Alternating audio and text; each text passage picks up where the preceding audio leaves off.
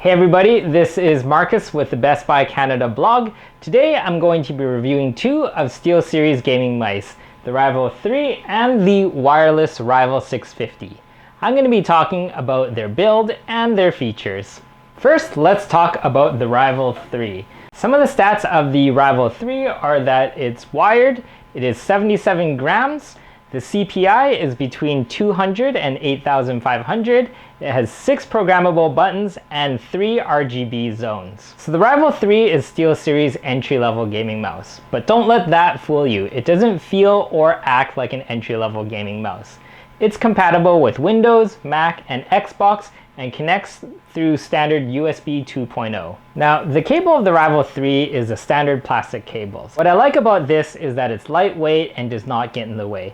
Unlike other mice with thicker braided mouse cables, the Rival 3's cable doesn't create drag or any sort of negative resistance when you're playing games. During my test with the Rival 3 playing Apex Legends as well as Call of Duty, the Rival 3 was smooth and the cable didn't hinder my movements in any way. Now when it comes to RGB, I like what SteelSeries did in its implementation on the Rival 3. While it may only have 3 customizable RGB zones, I like what they did with the LEDs. In particular, I liked how one of the RGB zones seems to span across the base of the mouse. This gives the impression that the mouse is floating when it sits on my desk. On to the Rival 650. So the Rival 650, let's talk about some of the specs here. It's wireless, the weight is between 121 up to 153 grams, the CPI is between 100 and 12,000, it has 7 programmable buttons, and it has a 24-hour battery life with 8 RGB zones. So for the serious gamer who needs software and physical flexibility, SteelSeries has the Rival 650. The first major differentiator from the Rival 3 is that the 650 is completely wireless. It connects with a wireless USB dongle and is compatible with Windows, Mac, Linux, and Xbox. One thing I would have liked to see in the Rival 650 is that it had an in-body storage for the USB dongle. What this means is that if you're traveling with the Rival 650, you're going to need to find a separate storage for the wireless dongle. The body of the Rival 650 is well designed. You can tell that SteelSeries put a lot of thought into how the users would interact with this mouse as well as their comfort. For starters, the 2 main mouse buttons have a slight curvature which allows your fingers to comfortably sit in the middle. And along the sides of the mouse there are some soft rubber pads that ensure you have a good grip when you're holding onto the mouse. Like the Rival 3, the Rival 650's design does allow for fingertip, claw, and palm grips. In terms of customizable buttons, the Rival 650 has 7 fully customizable buttons. While the Rival 3 has a limit of 5 profiles, I couldn't actually find the limit to how many customizable profiles you can create for the 650. In my test, I created 10 separate customizable profiles, and in the app there was still space for a lot more. So we can safely say that you won't be running into any limits in terms of creating customizable profiles. In terms of battery life, the Rival 650 has a 24-hour battery life.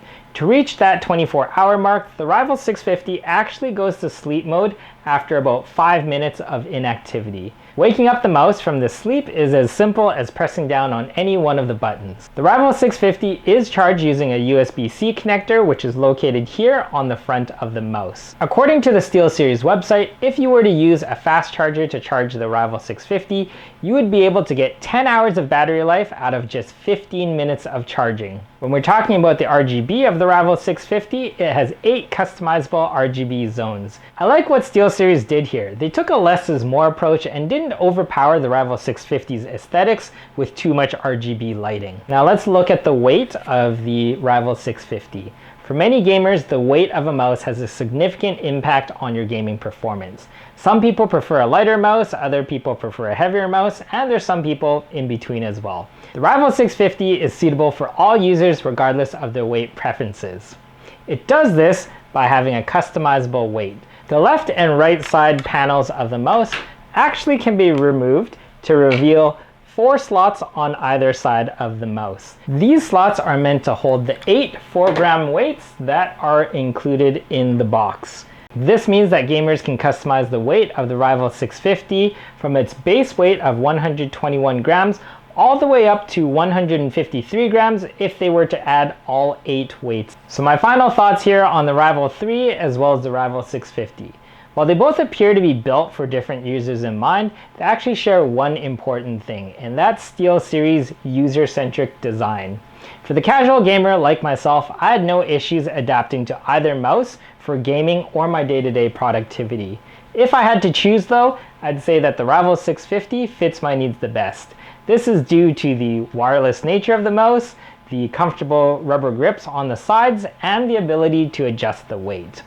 If you find that your gaming needs don't require adjustable weights or the other bells and whistles that come with the 650, then the Rival 3 is a solid alternative. Well, that's all for me for today. If you'd like to know more about the Rival 3 and the Rival 650, you can check out my in-depth review on the Best Buy blog. If you'd like to see what else I'm up to, you can follow me on Instagram or Twitter at PewX31 or on Facebook and YouTube at PewX3. Thanks again everybody, and I'll see you in the next video.